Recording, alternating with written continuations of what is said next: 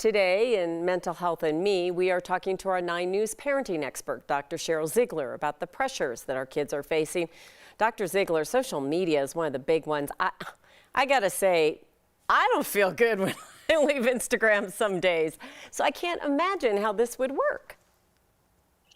Yeah, it's really interesting. I mean, I think that all of these huge social media platforms are trying to find ways to include children, but I think that one side of it, and maybe my perspective of it, is just that we're getting them on even sooner. I think initially these controls were there to say, hey, you can join this platform when you're 13 and up. Well, we've done this experiment. We've seen what it's done to the kids that are, between the ages of 13 to 19.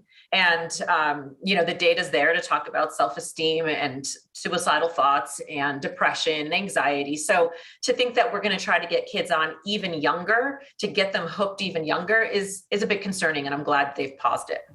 Yeah, and when we think about that, that's just one of the many things that the pressures that our teens are facing today. I mean, let's be honest, we've always done that. Some kind of comparison. Teens have always struggled with that and with bullying, things like that. But there's just a lot different than what happened when we were teenagers.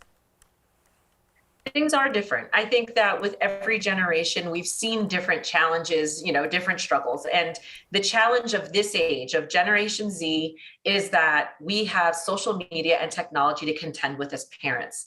And that just simply wasn't an issue in the generation before. And so we have all the issues that have always existed in adolescence around who am I, what's my identity, am I good enough? And then you put that on a platform and make it social. And this is what we've ended up with. We have seen steadily depression, anxiety, and suicide on the increase. And it seems to be pretty correlated to technology and social media. So we need to pay attention to that, and we need to be responsive to it. What do you tell parents? Because it's easy to say, well, I just don't allow it. I don't allow it at all. But let's be honest. I mean, kids have been doing things behind their parents' backs for decades.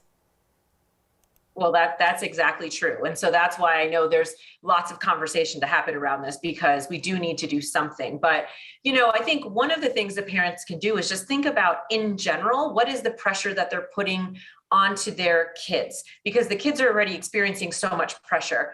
And so, in addition to everything you just said, things about how they look and do they have, what are their friends doing?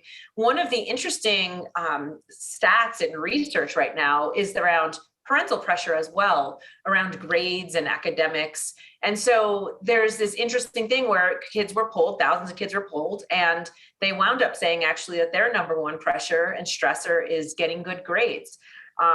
And so I think that while parents may feel a little bit lost in terms of how to control all of the social media stuff, I mean, I think limits, rules, boundaries, contracts, those are very important. And I'll say it again, contracts, because a lot of people don't do that. That's very important. But I also think kind of the messages they're getting at home and how we're managing some of the other pressures that kids are talking about are also important to pay attention to. Those are good points. I mean, when you stop to think about it, parents are the first ones to say on social media, my child made the honor roll, and then they don't think that impacts their kids. So we all need to look in the mirror. Thank you, Dr. Ziegler. We appreciate that.